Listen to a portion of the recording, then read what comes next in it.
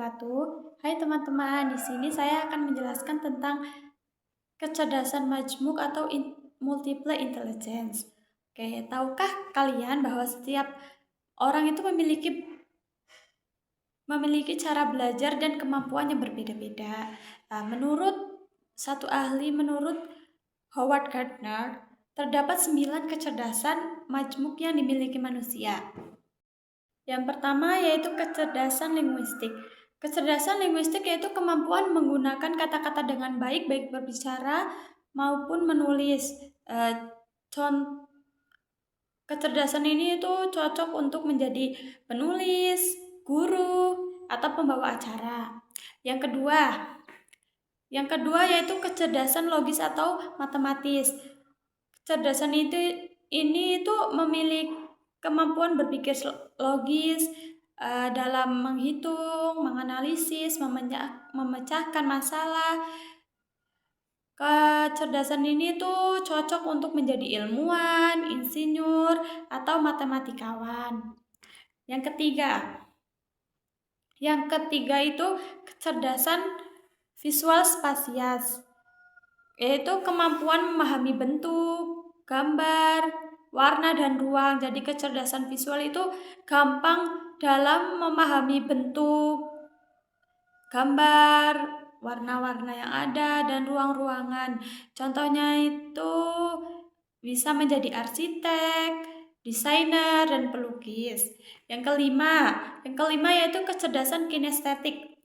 Kecerdasan ini itu kemampuan menggunakan tubuh dan bergerak dan berkarya. Contohnya itu kayak sering olahraga itu akan menjadi atlet, penari, aktor. Ini tuh yang punya kecerdasan itu tuh yang anak yang aktif ya.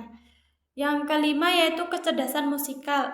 Kecerdasan musikal yaitu kemampuan memahami irama, nada, musik. Contohnya itu penyanyi, pemusik, dan pencipta lagu.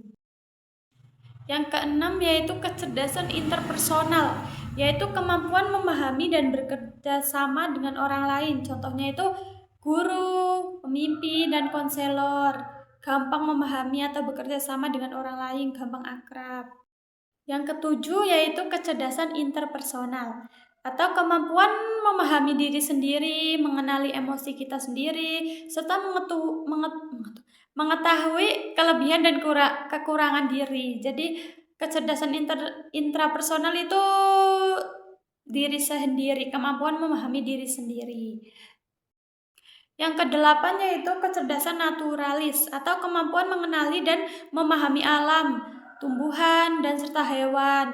Kecerdasan ini itu yang suka tumbuhan, melihat alam, kayak sering muncak, pecinta lingkungan, petani, ahli biologi. Yang kesembilan yaitu kecerdasan eksistensial, atau kemampuan berpikir tentang makna hidup atau nilai dan tujuan hidup. Kayak contohnya itu kayak rajin beribadah. Intinya kemampuan ini tuh berpikir tentang makna hidup, nilai tujuan hidup itu apa, maknanya itu apa, nilainya itu apa. Jadi setiap orang itu memiliki kombinasi kecerdasan yang berbeda-beda. Tidak ada satu kecerdasan yang lebih baik dari yang lain. Dengan mengenali kecerdasan yang dimiliki kita dapat belajar dan mengembangkan potensi diri secara maksimal.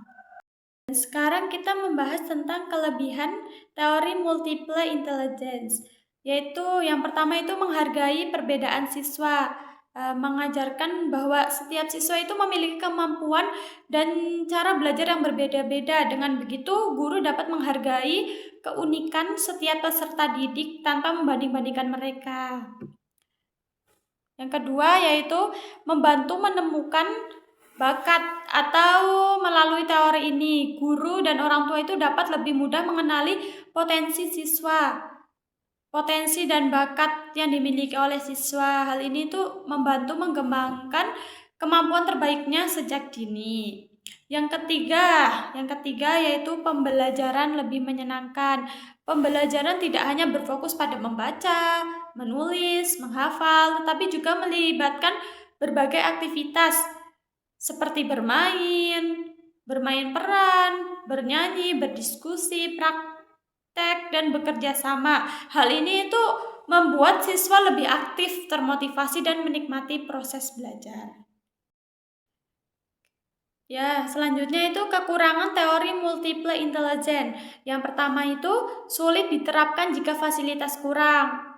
Jadi seringkali membutuhkan media, alat peraga, atau ruang belajar yang memadai. Jika fasilitas sekolah terbatas itu pembelajaran itu menjadi kurang maksimal. Yang kedua yaitu guru harus kreatif. Guru itu dituntut mampu merancang berbagai metode pembelajaran yang sesuai dengan beragam kecerdasan siswa. Oleh karena itu, guru itu perlu memiliki kreativitas dan terus mengembangkan kompetensinya. Yang ketiga yaitu membutuhkan waktu lebih banyak. Jadi menggunakan berbagai metode dan aktivitas belajar dan proses pembelajaran itu membutuhkan waktu yang lebih lama dibandingkan pembelajaran yang hanya menggunakan metode ceramah. Jadi penerapan teori multiple intelligence dalam pembelajaran yaitu ada 3. Yang pertama itu menggunakan metode belajar yang berbeda. Guru dapat menggunakan berbagai metode seperti kerja kelompok, permainan edukatif, eksperimen, presentasi atau proyek agar semua jenis kecerdasan siswa itu dapat berkembang. Yang kedua itu tidak hanya menggunakan metode ceramah kayak banyak bicara gitu. Guru itu tidak hanya menjelaskan materi di depan kelas, tetapi juga itu mengajak siswa itu berpartisipasi aktif melalui tanya jawab, demonstrasi, dan kegiatan yang melibatkan siswa itu secara langsung. Yang ketiga, memberikan praktek dan diskusi. Siswa itu diberi kesempatan untuk melakukan praktek, berdiskusi, dan memecahkan masalah bersama teman-temannya. Cara ini itu membantu mereka memahami materi dengan lebih baik sekaligus melatih kemampuan berpikir kritis, bekerja sama, dan berkomunikasi. Kesimpulannya yaitu setiap manusia itu memiliki kecerdasan yang berbeda-beda. Tidak ada anak bodoh, semua siswa itu memiliki potensi yang bisa dikembangkan. Jadi kalau kita sering dikembangkan itu pasti akan menjadi kecerdasan tersebut. Sekian dari saya. Wassalamualaikum warahmatullahi wabarakatuh.